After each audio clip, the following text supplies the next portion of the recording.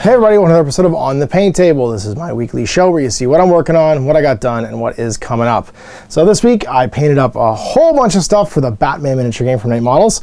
2 complete bat boxes and a couple objectives, as well as the Wild Hunt from the new Beastgrave expansion, or it's not even expansion, the new Beastgrave starter set for Warhammer Underworlds. Taking Warhammer Underworlds out of the underworld, basically, to a whole new place, to Guerrilla. It's out of the Shadespire city, and it's into like a whole new realm of fighting beasts and crazy wild hunters. And then I've got some stuff coming up, my Spiral Core for Infinity, some more stuff for Batman miniature game, which I'll be playing next weekend with Ben. And then I've got a copy of Loon Curse to paint up. I got to decide how I want to divvy it up and what I want to do to create the remaining formations I can do with my Sylvaneth. And then Owen's going to be painting up the goblin half of that. So let's see what's got done and what's coming up. So here is Beastgrave and all the stuff I painted up for it. So you can see there's a guy here to the left as well who got done. And this is kind of a spoiler. I finally painted up Obsidious Malix so that I could do the last 2 missions for Blacksmith Fortress. And they'll start airing next week, actually. People were very, very excited to see me start Escalation, and so I finished this guy off and cranked out the last 2. The last Fortress run, which was the Death Maze, and then the final mission, which is the Hidden Vault. And you'll see those coming up in the next couple weeks. And then I painted up, we've got here, the wonderful Kurnothi. This is the Wild Hunt. And they're a crazy, crazy, like, meld of elf and animal. I'm going to talk about this actually tomorrow a little bit, but this is definitely a precursor of things to come.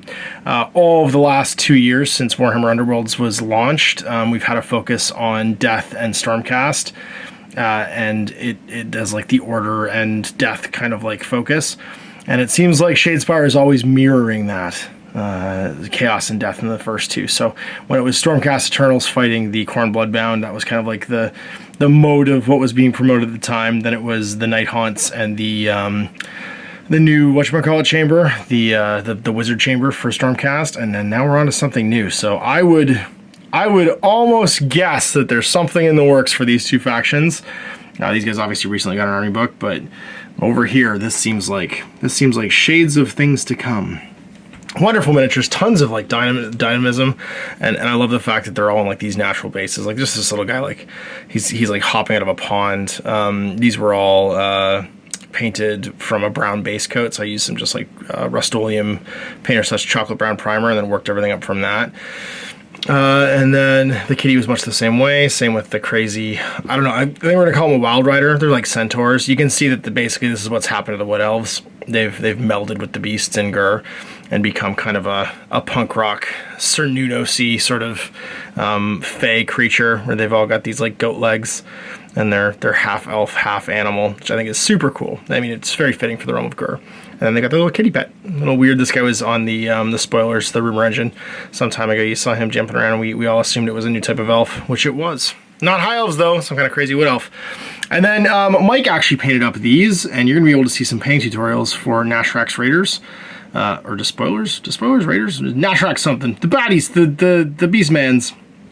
On his channel next week. So he's done all these with contrast paints, and he's also doing a series called touching up contrast paint jobs. So these were all done with like traditional painting methods. This was all done with contrast, and you can see here with just a little bit of blending, he's actually like upgraded to contrast paint jobs. Like really, really nice and very well done. So if you want to see some tutorials on doing these beastmen this way, he did a great job painting them up, and he'll be doing some tutorials next week on getting them all pretty. So check those up on Epic Duck Studios YouTube channel. So there's all the workshop stuff I got done, and let's check out the Batman stuff. So here is all the Batman stuff. This is 2 complete bat boxes. First of all, I painted up the Teen Titans. And now all of these are what I guess I'd call upgraded contrast paint jobs. The contrast paints, the vivid colors they put in are fantastic for superhero minis. And all of these are contrast with like lots of blending and washing and highlighting afterwards, just basically using them for base coats.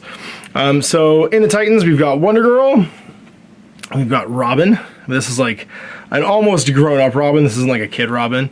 And this is based off the TV show. We've got Corey, the Starfire.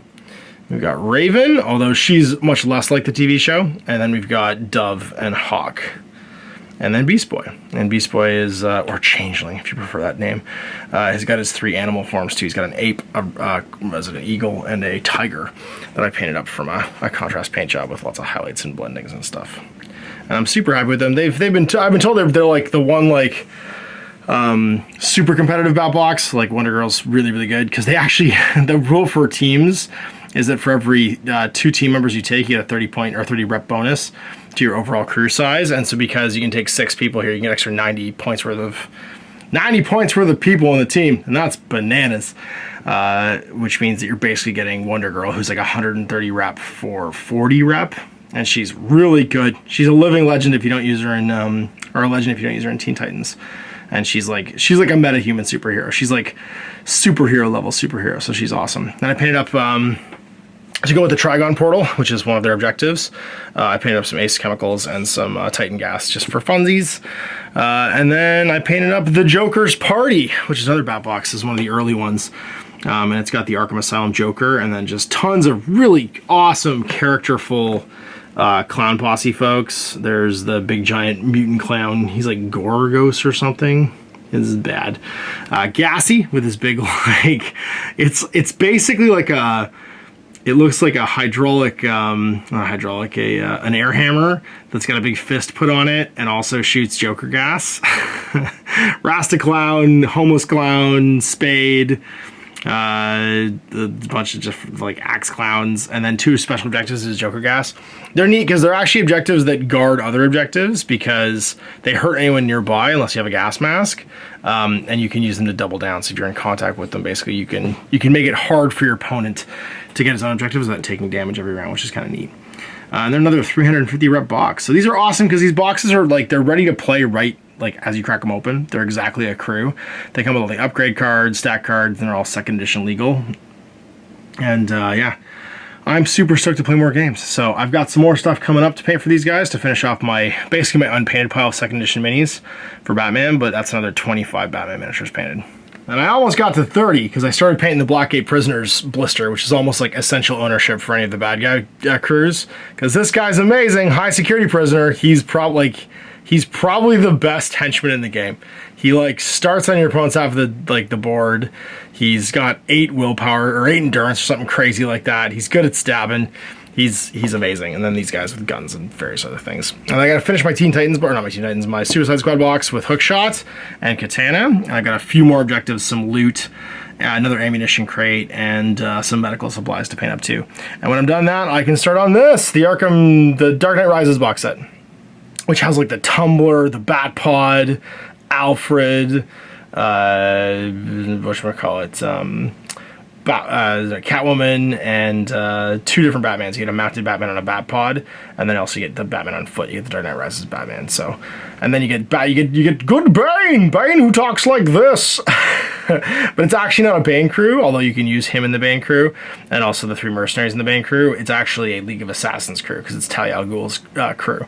So it's Bane, Talia, and then 3 mercenaries. And if I want to use a Tumbler, a bad guy Tumbler, I could paint it up as the mercenary Tumbler too, which is pretty cool. So we'll see how I paint. I'll probably paint it up for Brave and the Bold, but I could paint it up for everything else. And big thanks to Ryan Quinlan. He had a copy of Loon Curse he wasn't using and really wanted me to paint up the Arch Revenant from this box. So I'm going to be painting it up and then using these extra dudes for basically whatever formations I can't currently do with my Sylvaneth.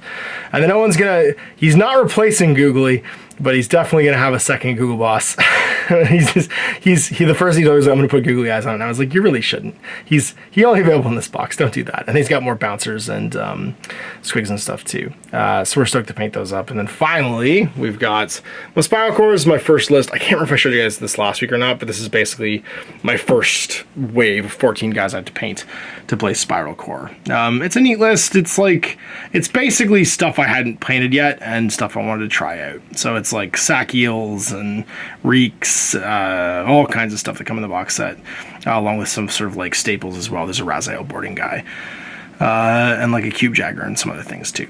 So there you go, 31 models painted this week, taking me to, geez, over 600 for these, 607, 608, something like that. Yeah, and lots of more stuff to work on. I almost got to more. So we'll see you next week for more On the Paint Table. You can check out my review of Beastgrave today as well. It'll be up here in the cards. Till next time, Ash, have a good evening.